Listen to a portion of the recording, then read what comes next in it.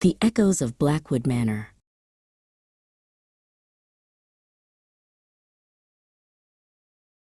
It was April 5th, 2011. Leo stood in the grand entrance of Blackwood Manor, his new home.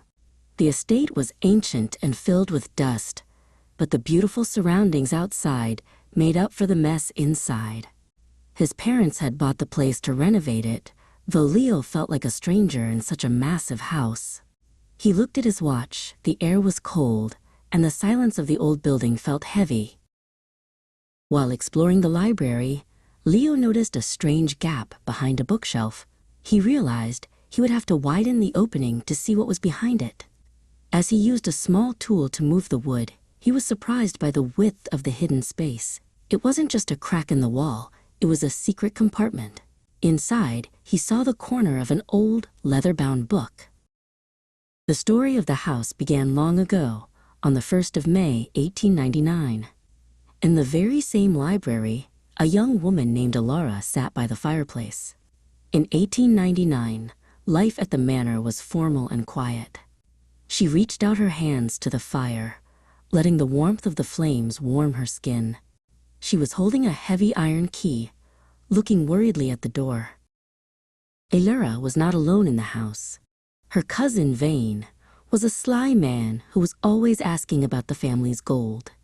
There was a serious shortage of money in the family, and Vane wanted to find the inheritance before Alara could protect it. He watched her from the shadows of the hallway, his eyes narrow and suspicious. Alara knew she had to hide the key somewhere he would never look. Alara decided to hide the key and a map deep within the walls of the manor. She had to strengthen her resolve as she pushed a heavy stone into place. Although she was tired, her inner strength kept her going. She whispered a prayer that someone kind would find her secret in the future, long after Vane and his greed were gone. Back in 2011, Leo pulled the leather book from the wall. It was Alara's diary. He sat on the floor and began to read her elegant, cursive handwriting. He felt a strange connection to this girl from a different century. She wrote about the manor, her fears of Vane, and a final game they played before the gold was hidden forever.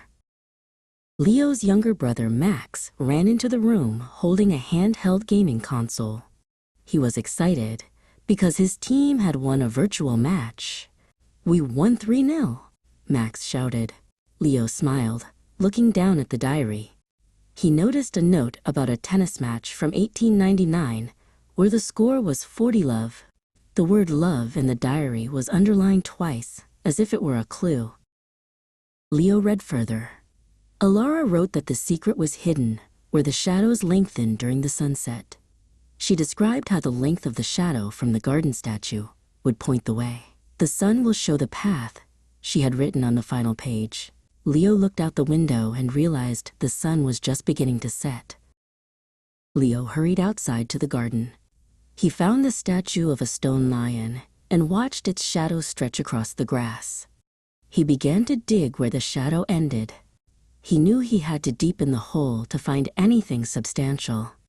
As the depth of the hole reached 2 feet, his shovel hit something hard and metallic. He pulled out a small iron box. The lock was rusted, and he could see a clear weakness in the metal. He used a stone to weaken the hinge until it finally snapped open. Inside, he found the golden coins and a letter from Alara. The shortage of luck for the manor was finally over, and Leo felt the weight of history in his hands.